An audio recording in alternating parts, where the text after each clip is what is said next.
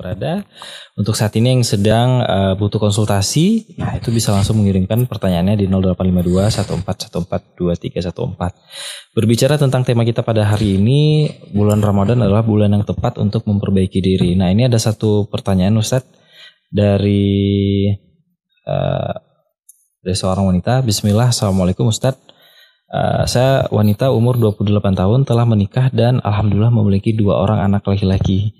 Bagaimana cara menanamkan rasa sabar dan rasa syukur di dalam setiap hari? Saya selalu beristighfar, tetapi emosi selalu terpancing ketika mengasuh anak dan masalah yang lain.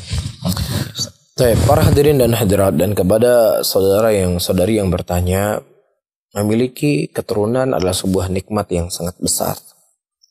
Saking besarnya nikmat ini, Allah menyebutkan sekian banyak doa para nabi dan para rasul agar Allah memberikan keturunan. Nabi Ibrahim berdoa, Rabbi habli minas salihin, ya Rabbku berikanlah aku anak yang saleh. Nabi Zakaria juga berdoa sama Allah. Ini doa. Nabi kan ketika meminta sesuatu bukan hal yang, kalau kita mungkin ya Allah punyalah saya mobil yang bagus ya Allah, saya beginilah ya Allah, ini ya Allah, ini ya Allah, kan begitu ya. Tapi Nabi, Allah abadikan doa mereka dalam Al-Quran. Di antara doa-doa yang diabadikan oleh Allah dalam Al-Quran tersebut adalah diberikan anak yang soleh. Ini menunjukkan bahwasanya nikmat itu, nikmat anak merupakan nikmat yang sangat besar. Yang kedua, seorang ayah, seorang ibu yang sudah punya rumah, punya toko, punya segalanya. Ketika anaknya sakit, ya, yang mana anaknya tersebut harus berobat ke luar negeri, nggak bisa berobat di Indonesia, harus ke Singapura. Menghabiskan uang miliaran rupiah. Saya yakin ya ibu dan ayah pasti akan menjual rumahnya, akan menjual apa yang dia punya. Dia siap tinggal di rumah sewa setelahnya, asalkan anaknya bisa sembuh. Ini menunjukkan apa saja yang kita miliki ternyata nggak sebesar daripada nikmat punya anak tersebut. Yang ketiga, ya seseorang begitu juga ketika dia belum punya anak, segala cara dia usaha, segala cara apapun yang dia bisa lakukan dia akan lakukan. Ya, dan di sana ada jutaan orang yang sudah menikah tidak punya anak. Ya, oleh karena itu orang-orang yang diberikan anak oleh Allah, dia bersyukur dengan anak tersebut. Dan sebuah nikmat yang diberikan oleh Allah, maka dia harus ada ujian, ada cobaan. Ya, ketika dia tidak punya anak, ya ujiannya ini. Ketika dia punya anak, ya ujiannya itu. Tetapi ketika orang tua tertanam dalam jiwanya, anak ini merupakan nikmat yang sangat besar.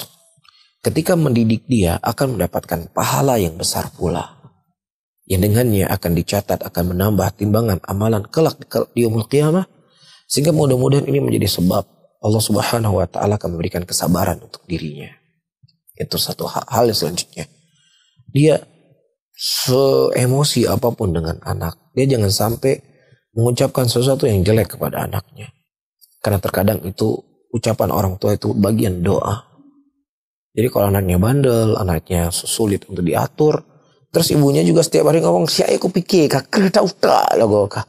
Jadi ibunya setiap hari dia itu yang dia ngomongin ke anaknya.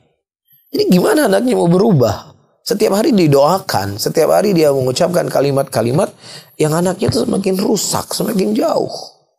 Ya, makanya kita lihat bagaimana Nabi Ibrahim berdoa kepada Allah. Rabbana waj'alna muslimaini lak wa min dzurriyyatina ummatan muslimatan lak. Yaitu didoakan dengan doa yang baik-baik. Ya Allah, jadikanlah kami orang yang menyerahkan diri kepadamu. Dan juga jadikan keturunan kami, wahai Allah, juga orang-orang yang menyerahkan diri kepadamu. Subhanallah.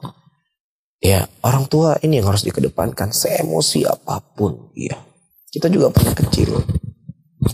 Kita juga pernah nyusahin orang tua, dibawa ke pasar, minta beliin mainan, nggak beli.